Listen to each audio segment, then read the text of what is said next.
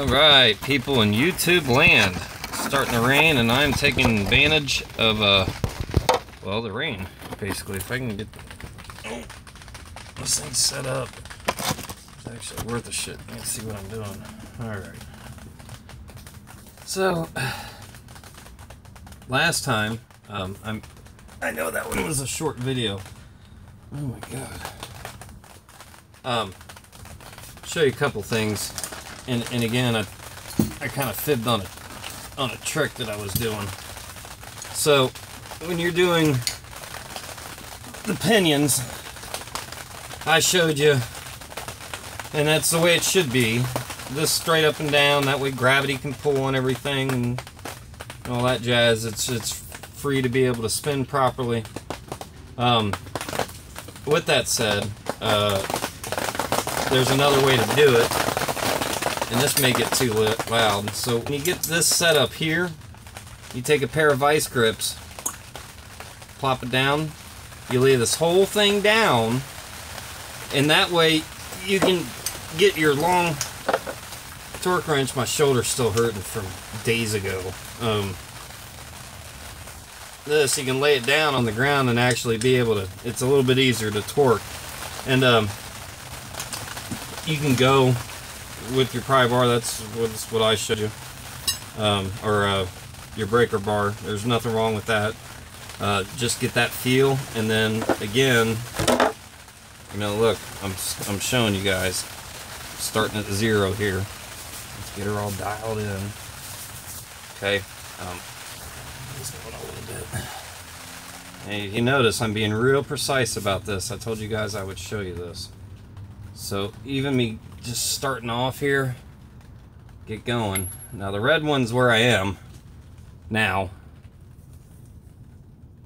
The black one is where I want to be. So when I started spinning that thing, you can see I am in specification as far as opinion goes on this. And honestly, it's been a little bit slow look, but I know that it's at 13, and we're like 13.9 on the first initial run. And then we're right at 9, just continuously spinning. So I know, again, by this, it's right. And again, lay these things on the side. Don't tear yourself up. I know I didn't. I was just showing you, and I want people to stay with me. So a little reward for the people who's coming with me. I know I made it look, yeah, I'm not doing that crap. Man, my shoulder, oh my god. And believe it or not, this is actually taking me, if you look at the dates on the videos, man, I mean, this is taking me a while to do this. And usually this is something people have done in an afternoon at a shop. This is taking me a while, and for good reason. The last video, so that's that little trick on that one. The last little video, the trick I showed you was, you know, put everything in a bag, and my carrier was fully oiled when I had it in the bag. It came like that. My ring gear was out of the old one. It still looked beautiful. I don't know if you guys saw that or not. I'll show it to you a little quicker here. I mean, you can see that thing is just gorgeous. And I cleaned it with that Zep brake clean. But today I'm going to show you two things.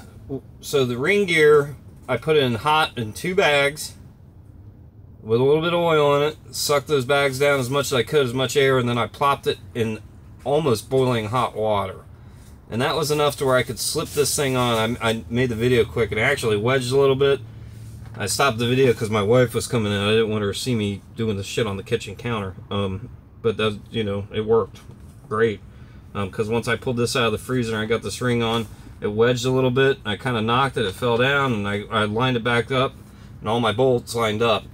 Now, this is a Kazi rear end, so this is a limited slip differential. I think it's a 1.5, I don't know what the hell it is. I ordered it online, it said it fit my car, and I'm running with it.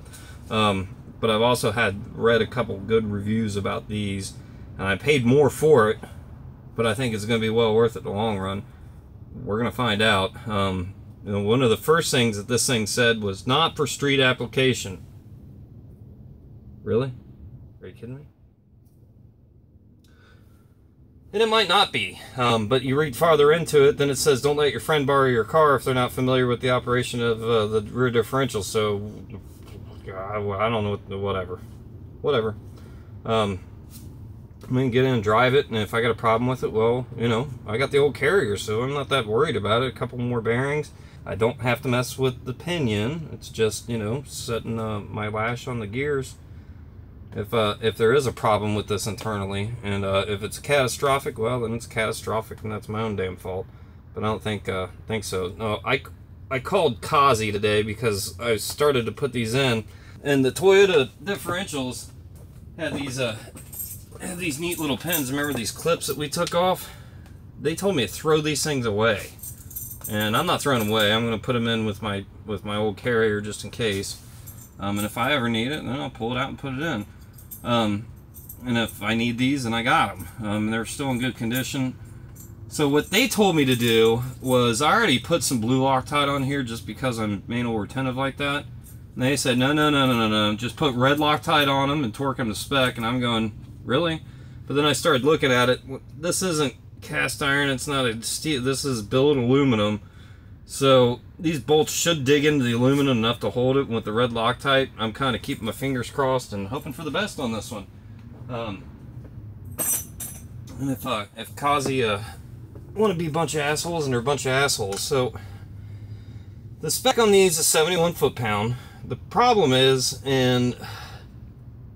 with Kazi, is they say put this in a vise, and the way they show it in the picture, there's 2 flat spots in here to put on a vise.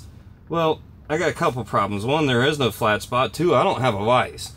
But I think I came up with a viable solution for this, and that will work well, but we'll see. Okay, so now I'm just going to tighten these down. When I cross, I'm going to do a cross. Okay. That way, just like you're torquing down a wheel.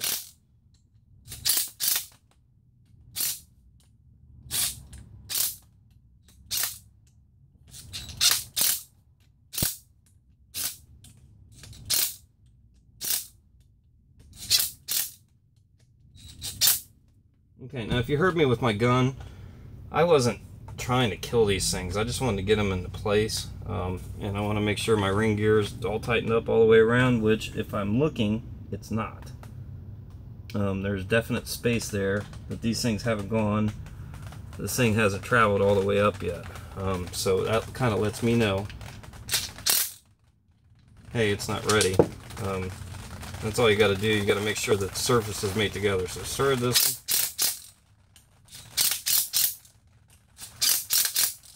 I see the rest of them pop up, so I know I'm on the right track here.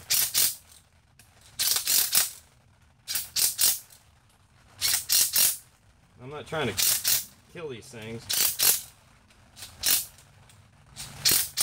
I sit there with a, oh god, my little 3/8 gun and just pound on these things all night long.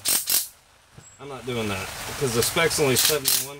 All I'm trying to accomplish here is just to make sure this flange is met up properly, and it has. Right here along where the actual ring gear meets with the new carrier, I wanted to make sure that it met together, and it did. Now, here's the problem. If I get a torque wrench, and I can see some of these bolts sticking out there. That one. Where are the things gonna go? It's an optical, yeah, it's an optical illusion.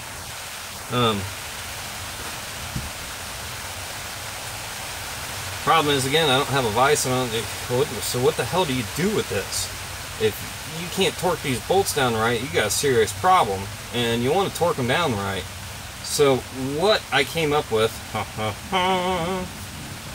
is this really actually should be a pretty cool solution here, and I think this is going to work well. So what I'm going to do is I'm going to take an old axle shaft, the one that's going back in the car, and I'm going to put it in here, and then put a pry bar on the end of it. That way it gives me some stability on the ground, and that way I can torque these bolts. If it gets to be a crazy mess, then I'll figure something else out to do, but I think this should work well. One of the things I forgot to mention is the axle shaft itself.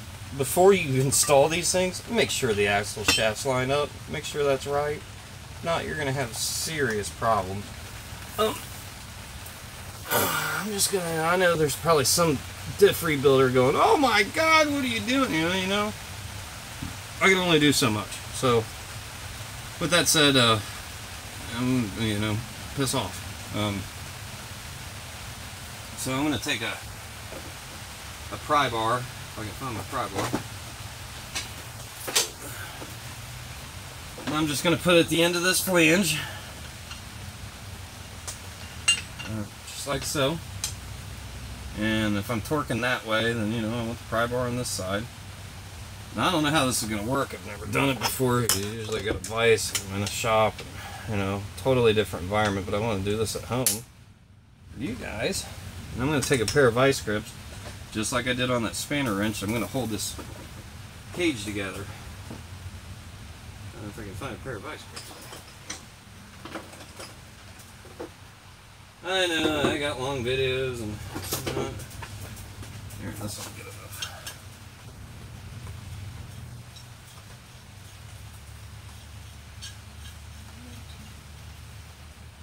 Alright, so I'm going to go ahead and get this grip down. I know, it seems like a rig, huh?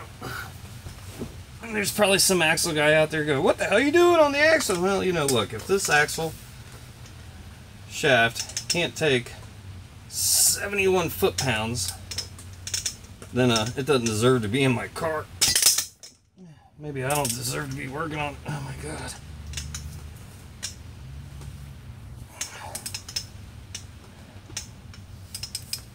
Maybe a bigger complication than what I thought, boys. I need a smaller socket. So I think that 3/8 that I had right here, I just happen to have a 3/8 torque wrench. Alright.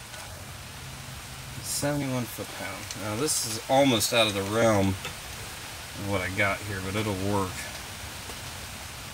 If I can. I told you, I'm still hating life. Oh my God. Yeah, it shows the kitten, huh?